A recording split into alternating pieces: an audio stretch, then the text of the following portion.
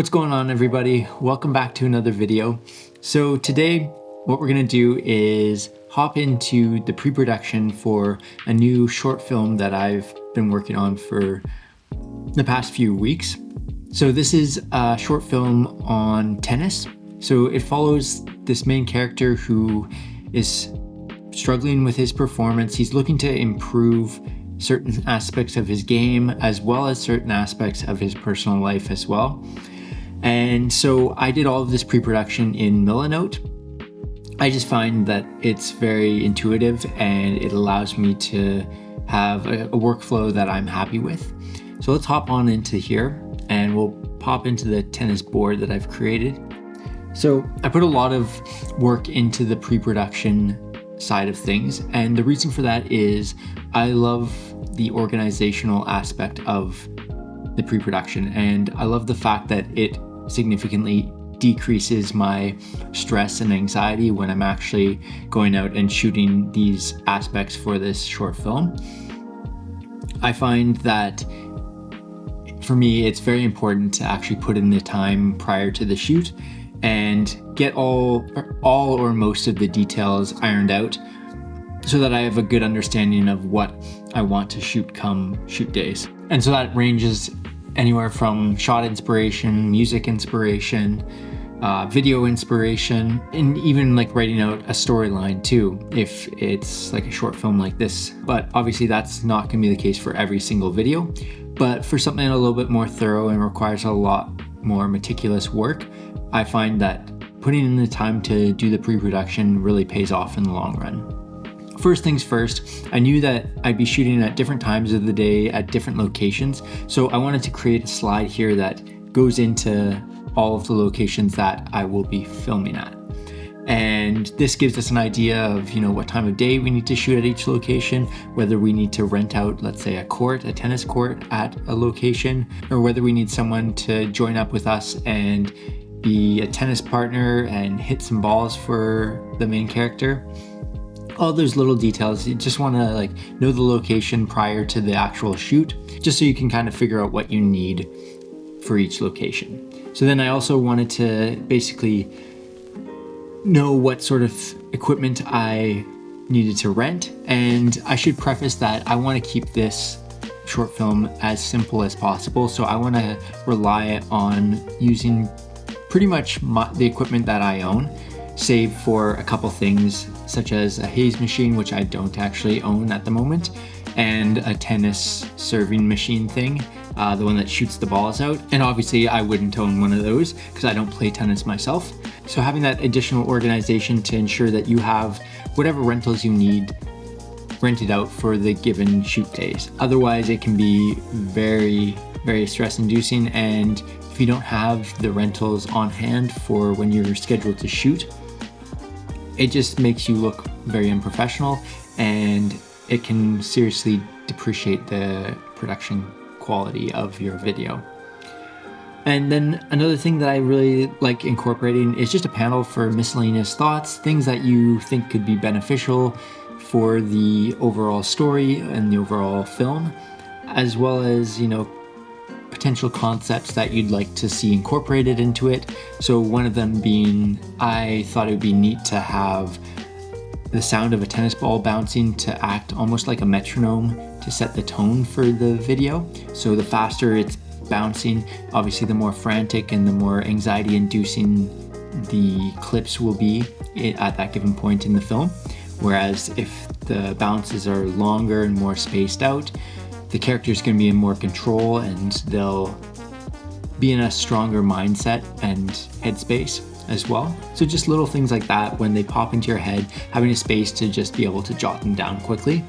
And then another thing that I really love is to create a shot list. And this isn't a very strict shot list, so this can be kind of improvised a little bit, but I love to know overall what sort of shots I want to achieve. And so just having a checklist available there for each segment of the film to then, let's say when I'm shooting on set, be able to just pull my phone out and just check them off as I go. It just gives me peace of mind and provides that additional step of organization that I love. So yeah, it's like, it's not every single shot planned out. It gives me some room to improvise when the time is right and when I have that flexibility. But then obviously there were things that required a lot more planning, and those are found in a different board here. So I did have to choreograph a lot of the tennis components. We just kind of realized that to capture the images that we were looking to capture and to get the message across that we were wanting to get across, it just wouldn't work to let the player and his opponent just kind of play a regular game of tennis. We needed to actually plan out a sequence of shots and then repeat that over and over to ensure that we got multiple angles. We got enough emphasis to basically show to the viewer that this is what the person's struggling with, this is what they want to improve. And so as you can see, these are all of these columns are just more of the choreographed sequences. So we have, you know, the first match being more frantic, more anxiety inducing, the character's frustrated. So what I wanted to do is I wanted to make it a little bit more claustrophobic. I wanted to do a lot tighter shots, where, you know, you're focusing on like the strings of the racket, the main character fidgeting and like flipping the racket in his hands, the expression on his face as it changes, you know, getting progressively more frustrated as the match goes on, and then the shuffling of his feet, you know, his body language getting more dejected looking. But I also wanted to add an element where the main character, you know, they lose a couple points, but then they also win a couple points to kind of revitalize that little bit of hope and kind of give them a slight spark, but then obviously completely put that out when the opponent just absolutely obliterates them in the next couple points. But yeah, as you can see here, I got a lot of shot inspiration for how I want the overall mood to look like and how I want some of the shots to actually turn out. So at the end of the match, this is when I want to have a few wider angle shots that basically just show the character all alone on the court, looking completely defeated, you know, wiping their face with a towel or having the towel over their head, just depicting that they're by themselves and they really have no one else to blame but themselves for how the match went. And throughout this short film, I am not really wanting to incorporate too many dialogue components. I do here and there want to incorporate the odd line just to re-emphasize the point that I'm trying to get across. So for instance, after the match, after he's done sitting on the court, just being sad and looking defeated, I want him to be in his car and basically just letting out all his frustration, you know, hitting the steering wheel, just being like, I can't believe that happened. But like, obviously that's not the line, but yeah, just really vocalizing his frustration once he feels like he's in a place of familiarity and comfort. And then yeah, just showing his facial expression, just absolutely torn that, you know, that the match went so poorly for him. And then just a couple shots driving home as well. But then the next sequence that I choreographed was just or I shouldn't say choreographed, but I planned out a lot of the shots and what they should look like, is the home sequence. So him arriving back after the match and just tossing his bag next to the door in frustration, slamming the door shut. And, you know, you can tell that he's not in a good mood. He's not in a good headspace. And then just standing in the hallway, silhouetted there, just, you know, the body language is, you know, slumped. He looks defeated. He looks, you know, he looks like he's been through the ringer and seen a lot of stuff. But then, you know, the viewer thinks that he's gonna, you know, have some bad habits, just, you know, maybe toss himself on the couch, watch a movie or a bunch of TV, or go on his phone. But instead he decides, he does pull out his phone, but he just quickly texts his practice partner and like, hey, you want to hit tomorrow? So it's kind of instilling the idea that he does still have good habits and strong habits there. It's not like he's starting from scratch. But obviously, after you lose a big match or any sort of game, you're feeling defeated. You don't want to, you know, get back in the good routine. You need to kind of have that time to process the defeat and, process what went wrong and how you can potentially improve. So then it just kind of cuts to him waking up in the morning, starting that morning routine. It's like him kind of sitting up in bed. And so it just kind of gets the viewer wondering whether he's going to make the most of the day or whether, the day's going to get the most out of him. So whether he's just kind of going to bum around, lay in bed all day, or whether he's going to get up, start his day, get into good habits, or pick up those good habits again and work on what went wrong. And so, we got a bunch of sequences here at home. He's watching some tennis while, redoing the grip on one of his rackets. And then, there's this realization that, you know what? I got to actually plan out the way I practice a little bit more. I got to be a little bit more thoughtful and a little more rigorous in regards to improving certain aspects of my game. And so he starts to, draw out different sequences, different practice methods. He's learning from the tennis videos that he's watching. And then it cuts to him actually practicing with his practice partner or coach. And so this is just basically focusing on certain skills and certain aspects of his game that didn't go so well in the initial match. And so the initial practice, I basically just want him to still feel that frustration. That hasn't dissipated yet.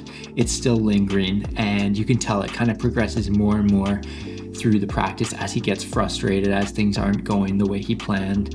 And then it's going to cut to a nighttime practice where he's by himself. It's quiet, and it's reinforcing that solitary aspect to the game of tennis. So really at the end of the day, no matter how many coaches you have, no matter how many friends, family are out there supporting you, it really comes down to your mindset and your ability as a tennis player. So if you're not in a good headspace, chances are the game's not going to go as you predicted it to. So it's just focusing on that aspect, the mental aspect, as well as like the character then practicing their serves at nighttime. And then these practice sequences are going to essentially repeat themselves, and the character will progressively get better and better, and then they'll feel a little bit of flow to their game and to their practicing. So there's going to be music that corresponds to that. They'll start to pick up a rhythm that they then hope can translate over into their final game. And so one thing that I did do with this pre-production is I also wanted to get a lot of inspiration from music and from videos. So I watched the Breakpoint series on Netflix because prior to actually undertaking this project, I really didn't know much about tennis. I didn't understand how the scoring went. Obviously, I knew a couple big names in tennis, but couldn't really tell you how the game actually worked. So I watched Breakpoint, I did some research, understand how the game works a lot better, and how it's both a physically demanding game, but a mentally demanding game as well. So it comes down to obviously raw ability, but also your mindset going into the game and how you can prevent the events that transpire throughout the game from, throwing you off, from getting in your head, all that sort of stuff. So it really, it's about working on your physical ability, but also your mental ability. And also now I know how the scoring system works in tennis. And then I also find it very crucial to figure out kind of what music you want to incorporate into your final film prior to actually shooting it. So this will set the tone for the sequence of shots that you're capturing, for the lighting, all that sort of stuff. So I just laid out probably 5 or 6 tracks here and had them correspond to the timeline of the film itself. And so I also created a general storyline just going over the sequence of events, how the character should be feeling, how the film itself should be progressing, and what the viewer should be feeling as well. But yeah, that's pretty much all for this video. I personally just love the pre-production side of things, and I think it's extremely crucial for the success of any given video. Obviously, you don't always have to be super rigorous with it. It can be a little more loosey-goosey. It can be even more in-depth. You can plan out every single individual shot especially if you're under a time crunch, that might be beneficial.